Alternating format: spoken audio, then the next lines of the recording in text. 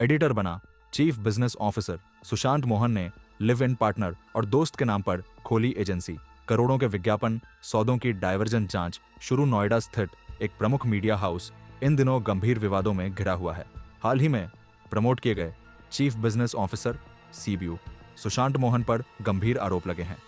आंतरिक सूत्रों के अनुसार उन्होंने अपनी लिव इन पार्टनर और एक करीबी मित्र के नाम पर एक शेल कंपनी बनाई और मीडिया ग्रुप के करोड़ों के विज्ञापन अनुबंध उसी कंपनी को ट्रांसफर कर दिए। इस प्रक्रिया में वर्षों से जुड़ी हुई भरोसेमंद एजेंसियों को दरकिनार कर दिया गया। सिंडजिस्ट नाम से रजिस्टर्ड कंपनी को मिला।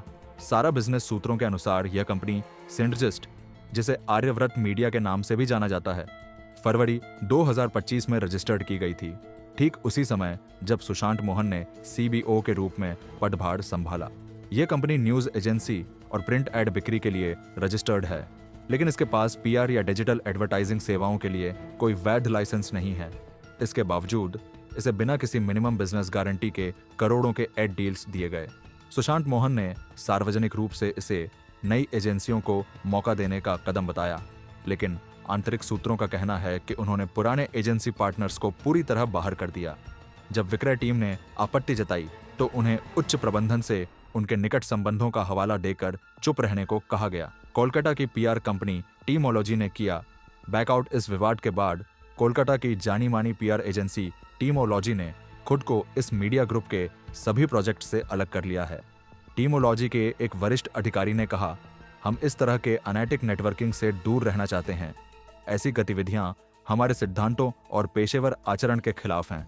इंडस्ट्री में नाराजगी और चेतावनी। अहमदाबाद स्थित एक एजेंसी हेड, जिनकी कंपनी को जी नेटवर्क से 2023 में निवेश मिला था, ने इस डील को धोखा बताया और कहा कि अगर कार्रवाई नहीं हुई तो वे मामला उपभोक्ता फोरम तक ले जाएंगे। सूरत की एक पीआर कंपनी के मालिक ने कहा, यह सिर्फ किकबैक नहीं है, यह पूरी तरह से सुनियोजित फ्रॉड है। लिव इन पार्टनर के नाम पर कंपनी बनाकर बिजनेस भेजना, यह नैतिकता की सभी सीमाएं लांघ चुका है। एजेंसियां अब कर रही हैं।